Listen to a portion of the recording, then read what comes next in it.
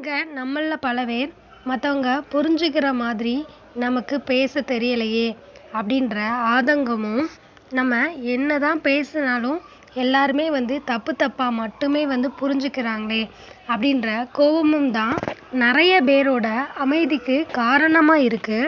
அமைதியா இருக்கிறவங்கள பார்த்து ஒரு சில பேர் அமைதியா இருக்கிறவங்கள மட்டும் லைஃப்ல நம்பவே கூடாது அப்படின்னு கூட ஈஸியா பேசிட்டு போயிடுவாங்க. பட் இவங்களுக்கு தான் தெரியும் அந்த அமைதிக்கு காரணமே பார்த்தீங்கன்னா, இவங்க என்னதான் பேசினாலும் மற்றவங்களுக்கு தப்பா மட்டுமே தெரியுது. ஸோ தேவையில்லாம எந்த பிரச்சனைக்குள்ளேயும் போயிட்டு நம்ம வாயை கொடுத்து சிக்கிக்க கூடாது. அது மட்டும் இல்லாம நம்ம மனசுல புதைஞ்சிருக்கிற வலிகள் நம்மளுக்கு மட்டும்தான் தெரியும் அப்படின்ற ஒரே ஒரு ரீசன் தான் அவங்களோட மௌனத்துக்கு முழுக்க முழுக்க காரணம். ஸோ இதை உண்மையாவே உணர்ந்தவங்க மற்றவங்கள உதாசீனப்படுத்தவே மாட்டாங்க.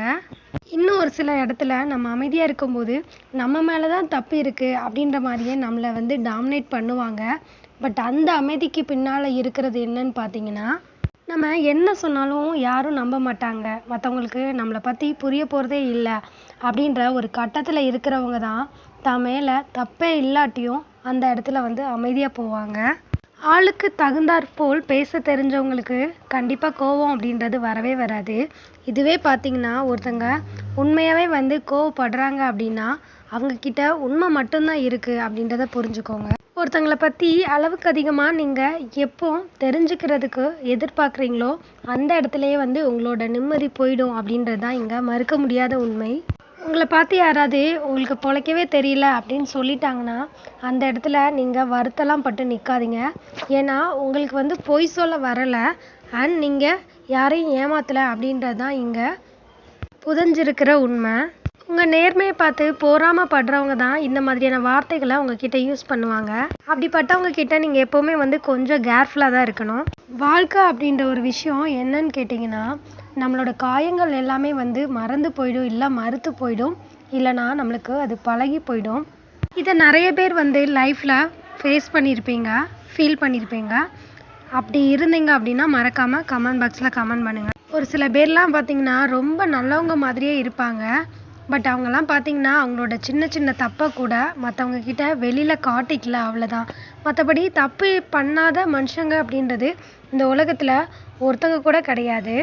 ஒரு சில பேர் நம்மக்கிட்ட இருக்கிற தப்பை மறைச்சிக்கிட்டு வெளி உலகத்துக்கு நல்லவனா மட்டும் நடிச்சிட்ருக்காங்க அப்படின்றதான் இங்கே நிதர்சனமான உண்மையும் கூட. தப்பே செய்யாதவங்க மனுஷங்களும் கிடையாது. அதே மாதிரி நம்மளோட வாழ்க்கையை நம்ம பெற்றவங்க நம்மளை பார்த்து பெருமைப்படுற அளவுக்கு நம்ம வாழ்ந்தாவே போதும். மற்றவங்க நம்மளை பார்த்து பொறாமப்படுற அளவுக்கு ஒரு வாழ்க்கையை என்றைக்குமே வாழணும் அப்படின்னு நினைக்காதீங்க.